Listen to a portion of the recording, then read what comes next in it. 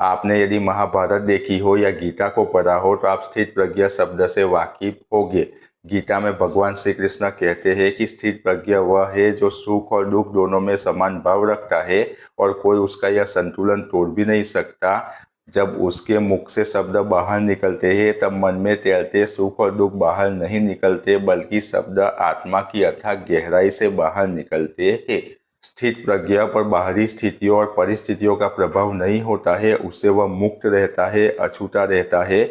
चाहे उसके जीवन में बहुत बुरा हो जाए या बहुत कुछ अच्छा हो जाए, लेकिन वह उससे अप्रभावित रहता है, उससे मुक्त रहता है, भीतर से शांत व स्थिर रहता है। उसकी स्थिति समुद्र की भांति रहती है। समुद्र की बाहरी सतह पर मौसम के अनुसार कभी बड़ी बड़ी लहरें उठती है, तूफान उठता है, लेकिन उससे उसकी भीतरी अवस्था प्रभावित नहीं होती है।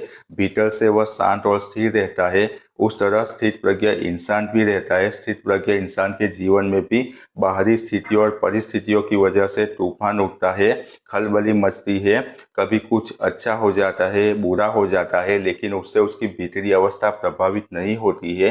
भीतर से वह शांत और स्थिर रहता है। भले उसके जीवन में बहुत बुरा हो जाए, उसकी जॉब चली जाए, धंधा मंद पड़ जाए, कोई करीबी उसे छोड़कर चला जाए, किसी अपने की मृत्यु हो जाए या कुछ अच्छा हो जाए, उसकी नई जॉब लग जाए, उसका अच्छा बिजनेस चलने लगे, उसकी लॉटरी लग जाए या उसके यहाँ बच्चे का जन्म हो, यह दोनों अच्छी और बुरी परिस्थिति में वह शांत और स्थिर रहता है। स्थित प्रज्ञ के विषय में तो हमने बात की, लेकिन सवाल यह आता है कि स्थित प्रज्ञ कैसे हुआ जा सकता है। स्थित प्रज्ञ जो अस्थाई है, हमारा मन उससे नाता तोड़कर जो स्थायी है, शाश्वत है, हमारी आत्मा जो इस शरीर में है, हमारा स्व, उससे नाता जोड़कर हम स्थित प्रज्ञ हो सकते हैं। हमारा ध्यान जो हमेशा हमारे मन की ओर रहता है, उसे वहां से हटाकर हमारी आत्मा की ओर मोड़कर हम स्थित प्रज्ञ हो सकते हैं।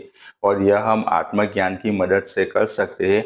आत्मज्ञान हम आदि शंकराचार्य, गौतम बुद्ध, रमन महर्षि, एखाल टोर, संदीप महेश्वरी जैसे आत्मज्ञानियों से प्राप्त कर, उसके द्वारा हम आत्मा अन्वेषण कर आत्मज्ञानी हो सकते हैं, शांत और स्थिर हो सकते हैं, स्थित प्रज्ञ हो सकते हैं।